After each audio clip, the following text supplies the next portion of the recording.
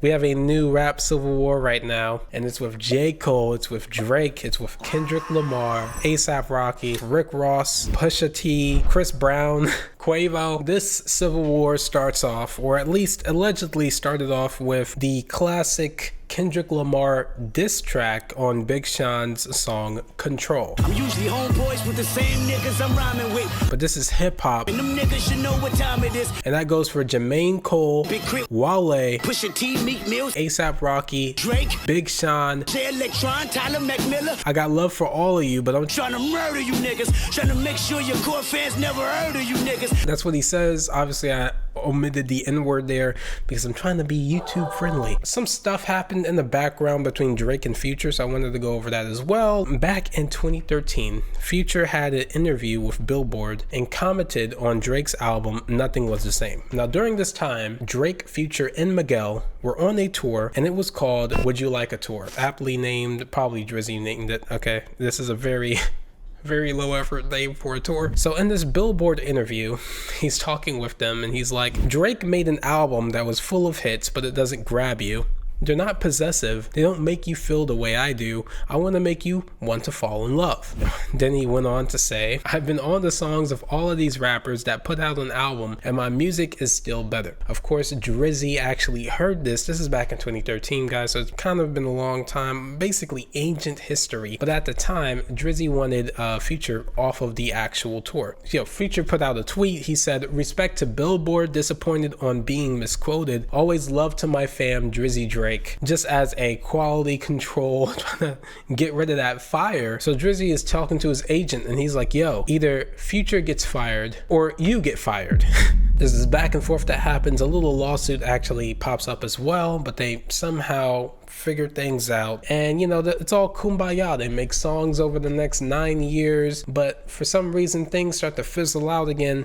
Drake actually just directly starts to do subliminal attacks to him. He says, what happened to that nigga claiming OVO? We traded them. Niggas, they got love for the boy, so they fake it. Crack a couple jokes to some bitches on some snake shit, but if I send a verse today, yes, then they'll take it. Apparently Future said something to some girl. That girl told Drake like, hey yo, this is what your mans has been saying about you behind your back. That happened. They fell off. Boom. Drake dissed A$AP Rocky on Another Late Night. I ain't pretty Flocko, bitch, this shit get really rocky. On the song First Person Shooter, J. Cole was stating, love when they argue the hardest MC. Is it K-Dot, is it Aubrey, or me? We the big three like we started a league. But right now I feel like Muhammad Ali. Everybody steppers with fucking and everybody breakfast, and I'm about to clear up my plate. Okay, so Future and Metro, they get together, they make a collab album. It's called We Don't Trust You. This entire album is directed towards Drake. You a dude, #1 fan, dog. Sneak this and I don't understand, dog. Pillow talking, acting like a fed, dog. I don't need another fake friend, dog. Can't be about a hoe, cause we sharing, dog. And your feelings, nigga, while you paying, dog. Obviously he says dog because of For All the Dogs, the album by Drake, and Pillow talking, acting like a fed. Apparently Drake has been talking about Future to this girl. Some model online, some Instagram goes by Princess Diana. I just think it's pretty funny because Princess Diana is definitely one of the more controversial queens in history. So that's kind of interesting how that kind of lined it up, but whatever. On another track from We Don't Trust You is the song Like That features Kendrick Lamar. Now, Kendrick Lamar was actually a surprise feature on this song. Nobody knew that he was actually on the song when first listening, okay? And so on that song, he says, motherfuck the big three, nigga, it's just big me, and your best work is a light pack, nigga, Prince outlived Mike Jack. He says these lines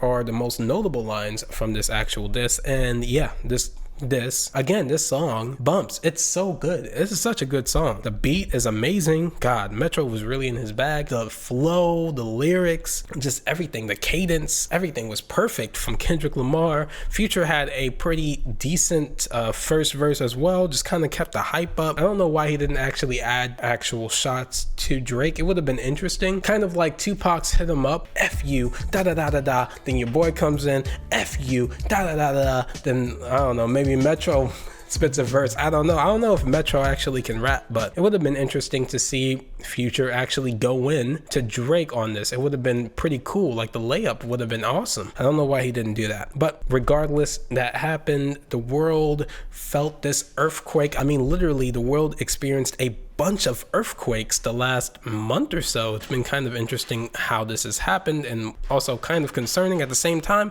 but it is what it is. So in the deluxe of this album, We Don't Trust You, called We Still Don't Trust You, Rocky actually disses Drake on one of these songs. This song is called Show of Hands, and Rocky says, "Niggas and they feelings over women, what you heard of, son? I smashed before you birthed, son. Flacco hit it first, son. Still don't trust you, it's always us, never them. Heard you drop your latest shit, funny how it just came and went." So yeah, this is clearly a diss track towards Drake. Yeah, he's saying, yo, I hit my baby moms first.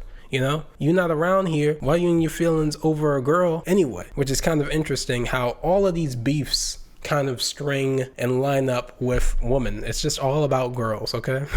Except for the Kendrick Lamar stuff. His stuff is just because he's like, yo, I'm better than y'all, 100%. Like, it's just about skill and quality with him. But yeah, so this happens. Meanwhile, J. Cole hits back with his own diss. It's called 7-Minute Drill. Your first shit was classic. Your last stuff was tragic. Your second shit put niggas to sleep, but they gassed it. Your third shit was massive, and that was your prime. I actually have a little bit of mental gymnastics here that I want to work out. So he says your first stuff was classic, your last stuff was tragic. Now, this could either be Good Kid, Mad City and then Mr. Morale, or it could be Section 80 and Mr. Morale. Now, Section 80 was regarded as a pretty great project. The things that was on Section 80 made sense in such a way that everybody was looking at Kendrick Lamar like he's going to be the next big thing. So that's why I think maybe he was talking about Section 80 here and not Good Kid, Mad City, even though Good Kid, Mad City is considered a classic to a lot of hip hop heads. I just don't know, because it's just the second and third line that kind of makes me think, what are you even talking about? What do you mean? He says your second stuff put dudes to sleep, but they gassed it, which means to pimp a butterfly? Like what? So I don't exactly know what he's talking about here. I really don't know, which is also kind of what leads us into the whole apologizing for dissing Kendrick. DreamVille, y'all love Kendrick Lamar, correct? As do I. So I just want to come up here and be like, publicly be like, bruh, that was the lamest, like, goofiest shit. And I say all that to say, it made me feel like 10 years ago. I pray that my nigga really didn't feel no way. And if he did, my nigga, I got my chin out. Take your best shot, I'm gonna take that shit on the chin, boy. Do what you do.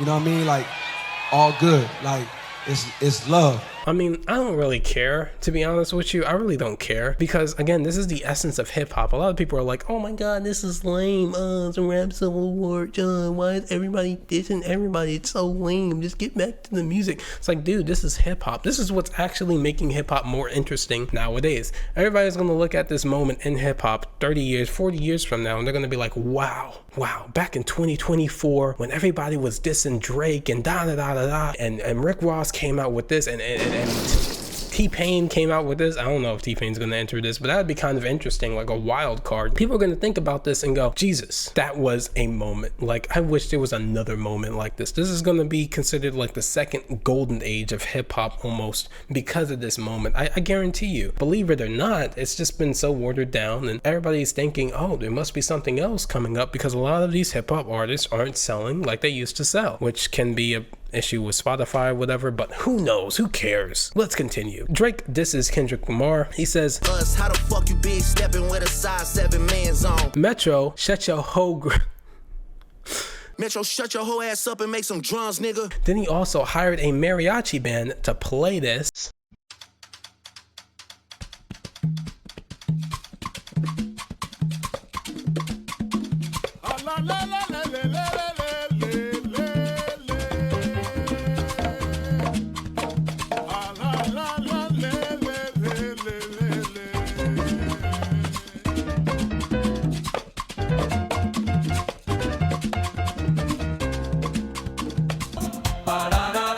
actually hilarious because this has to be the most petty thing I've ever seen ever. But Drake is known to be very petty.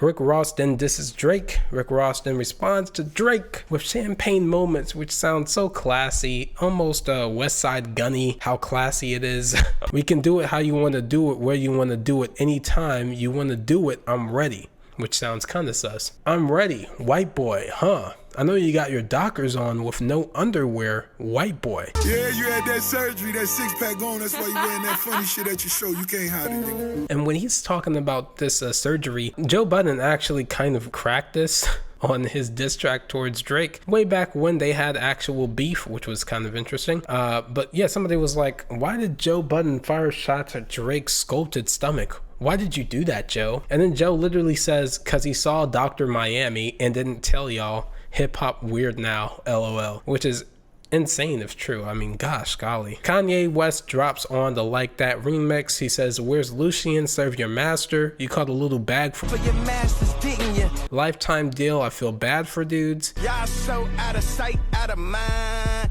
I can't even think of a Drake line. Play J. Cole. Get the pussy dry. I mean, I know that he has issues with Drake. Like, they have kind of a history of being, you know, mean to each other, angry at each other. Like, why J. Cole? Why J. Cole? But then Chris Brown hits Quavo with this insane diss track. Quavo talking like he a thug, nigga. You a bitch with dread. You the weakest link out of your clique. Let's keep it a hundo, nigga. You fuck my ex-ho, that's cool. I don't give no fuck, little nigga. Cause I fucked your ex when you was still with a bitch. I'm up, little nigga. Stop talking about beating girls. You was beating bitches on the elevator. We seen the taste, that's devastating. This between him and Quavo, nobody saw it coming, but it's also just very entertaining. Somebody's got shot in the head with a sniper rifle, and everybody's just like, what the F is going on? But yeah, Quavo comes out with overhose and bees, and this thumbnail that he has is actually pretty hilarious. It's Quavo literally choking out Chris Brown. Little bitch come dance battle with my Drake. You've been effed your bag up when you punch Ree in the face. Tell my fashion week, you sparing who? Come punch me in the face. It ain't nothing but a fade. You know you lost the Frank Ocean. Like, little boy, you want to die about some coochie? You still fucked up by Karuchi. You tried to beat up Tiana, but Usher wouldn't let you do it. Yeah, I can take a Model B and make a sweetie. Crackhead Michael Jackson, bitch, you better beat it, nigga. Dudes ran to your house, tied up your aunt cause you ain't pay. So Drake has just made a new diss to Kendrick Lamar. It's called Tailor Made Freestyle. Now this is the most disrespectful, most pettiest thing I have ever heard, because he uses Kendrick Lamar's idols against him. If you know anything about Kendrick Lamar, To Pimp a Butterfly was supposed to be named To Pimp a Caterpillar, aka Tupac, when he originally made it. But he ended up changing it for some reason or another. I can't remember the exact reason, but still there's a lot of Tupac inside To Pimp a Butterfly. So some of the notable lines from this diss. They told me the spirit of Machiavelli is alive, and a nigga under 5'5", so it's gotta be you.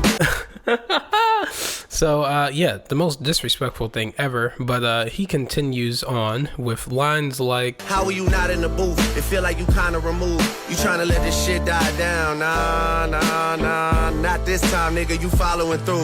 In a notepad doing lyrical gymnastics, my boy. You better have a motherfucking quintuple entendre on that shit. The fact that he's using Tupac's voice, I think Tupac's estate is using a cease and desist against this actual diss track, using somebody's idol against them. Drake, most pettiest thing ever. And he did this in like, what, a week? Jesus Christ. The whole thing with Tupac, it's like Tupac is talking to Kendrick. You're the West Coast savior. You gotta take this guy down. All that shit about burning tattoos, he's not amused. That's jail talk for real thugs. You gotta be you. Jesus Christ. Talk about him liking young girls. That's a gift from me. Heard it on the Budding podcast, it's gotta be true.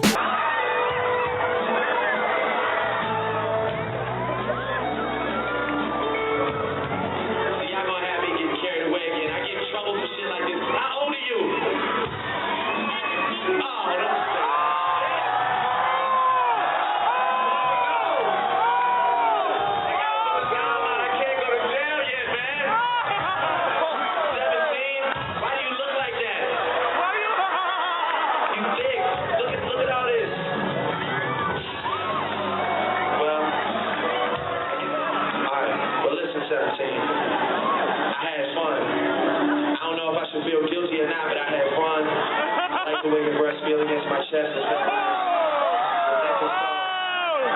Thank you.